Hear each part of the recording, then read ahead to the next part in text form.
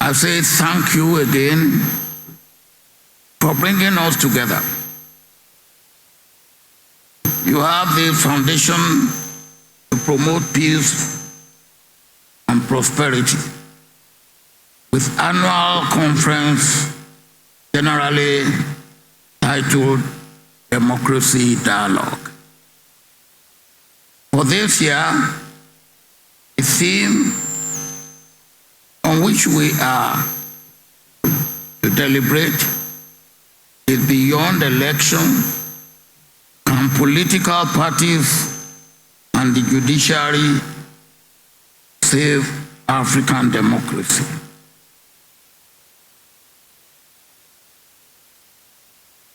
That is our team.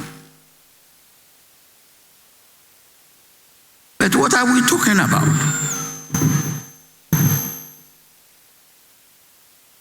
Is there African democracy?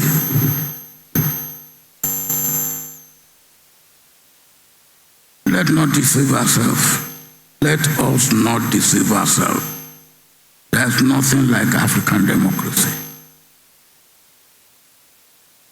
We were given Western liberal democracy by our colonial masters. I will come to that as I go along. Before I got a copy of printed program last night, and before having a short encounter with Anne, the executive director of the Goodluck Jonathan Foundation, I was a little bit confused. But my 2 or 3 minutes exchange with Anne substantially reduced the magnitude of my confusion. Before I expose my confusion, and how part of it was cleared, I hope more will be cleared by the end of this day. But let me thank President Goodluck Jonathan once again for nominating me as the chairman for this very important dialogue.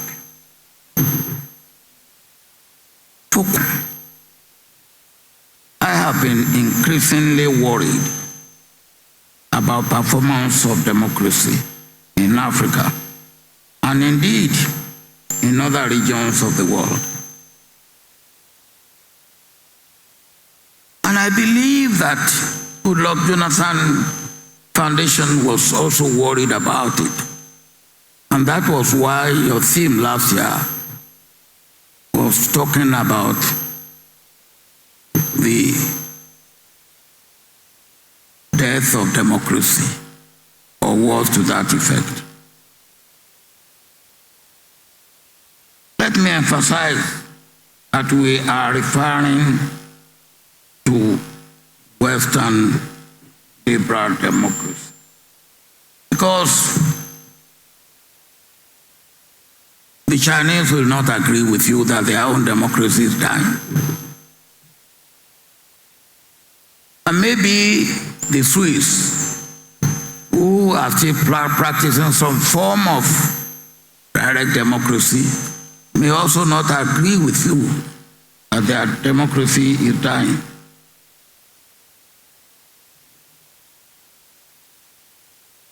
We are referring to Western liberal democracy, which is practiced in Europe, the Americas, substantial part of Southeast Asia,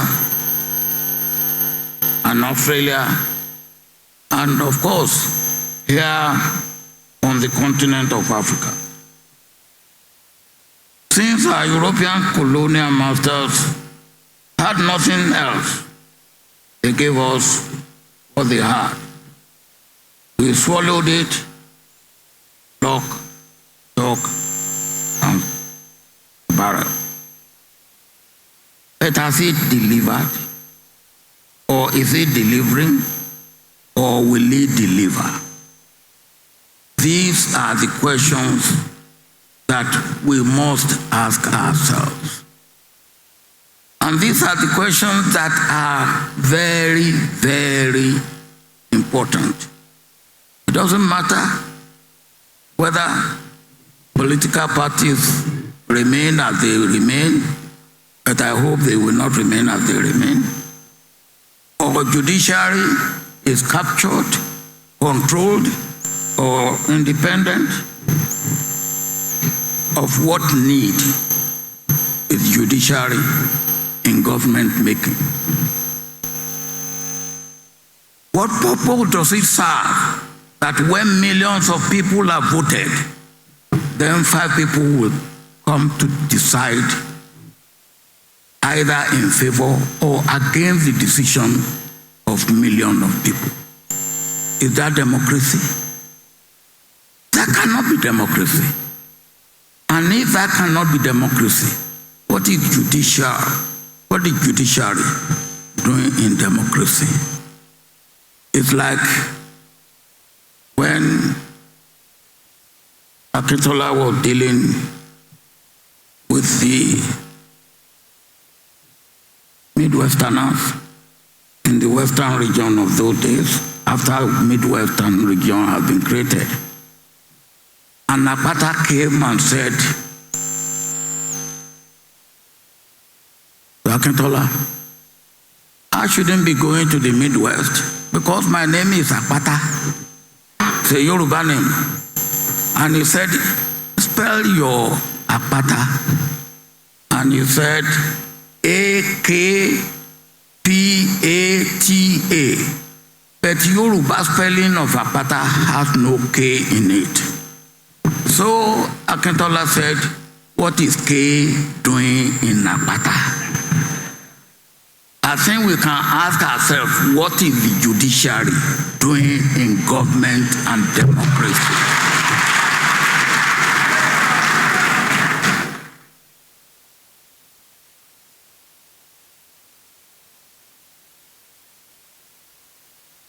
But why has it not delivered? Let me go a little bit back. A simple definition of democracy, simple, is a system of government where power belongs to the people. Simple. Citizens exercise their power either by voting directly on laws, which is still practiced in Switzerland by and large, or through representative democracy by choosing leaders to make rules for them and on their behalf. So what we are practicing is representative democracy. But what is the objective of true working and delivering democracy and governance? I encapsulate this in good governance, which takes care of the welfare and well-being of the people, all the people. Inclusive, egalitarian, with equity, sense and feeling of belonging, and the stake in all aspects of nation's life and activity. Full protection of life and property, no marginalization, no discrimination, no exclusion. Democracy that works is is meant to deliver dividends of democracy in terms of quality of life and living for all the people within a geographical entity called the nation. Let me make a few points before yielding the floor. My brother who will follow me after Olivia. Representative community and political parties. What we had was people's representative, no political party, then community representative.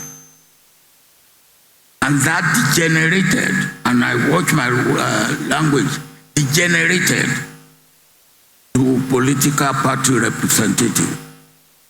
So those people who are elected, or whatever they are, from their different constituency, they are taken over by the political parties. And they are no longer representing the interest of their community or the constituency they come from. So we have no African democracy. The West, or the Western liberal democracy that we inherited, grew from monarchy. Hence, you can have government and loyal opposition, loyal to the monarchy. But when you talk of loyal opposition in an African setting, and I have gone into many of African languages, opposition means enemy. That's the word. Then do you have a loyal enemy? So what do you do with your enemy?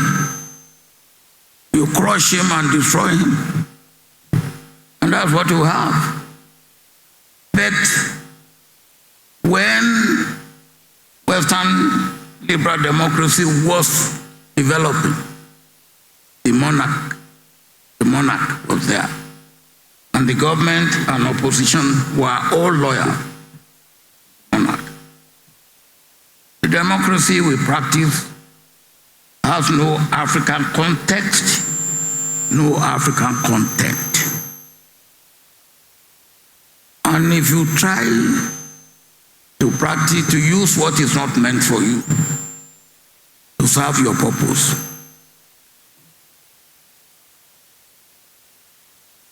it's like the dress for which you are not measured. You trying to put it on. It's either too small for you or too big for you. It will not fit and it will not serve your purpose. In practice, what we have winner takes all,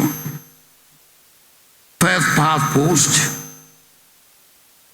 If you beat me by one vote, then you take it all.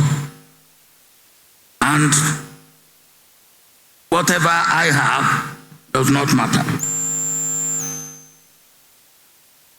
See, poor management of diversity. You cannot have a democracy that completely right roughshod over diversity.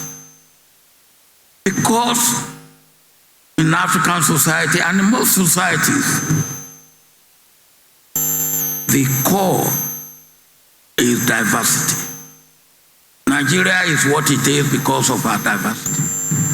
Remove diversity out of Nigeria, you will probably have the Republic of Oduduwa. That will not be Nigeria. Or Republic of Danfodio. That will not be Nigeria. That diversity must be nourished and must be taken care of. We now have power of money, another inducement. And you know how that has been growing by leaps and bounds. Foreign intervention. Pervasive poverty does not help democracy. Neither does illiteracy help in democracy. We have gender bias. In Nigeria, I think we have been going with this, you call this one Fourth Republic? I mean, what do you call it? Fourth Republic, we have not elected a female governor. In 24 years. No, more than 24, 27 years.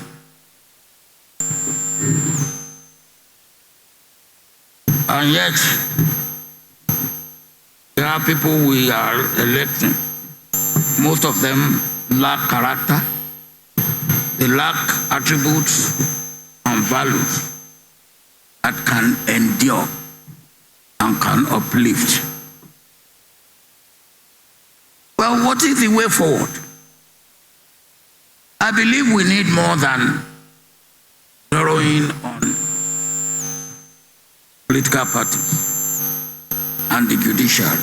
They are important, particularly as what we practice now.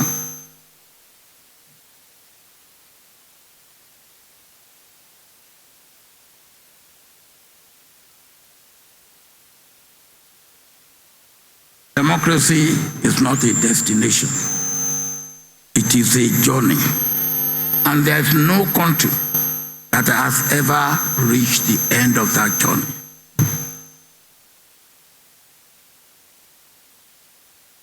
Western liberal democracy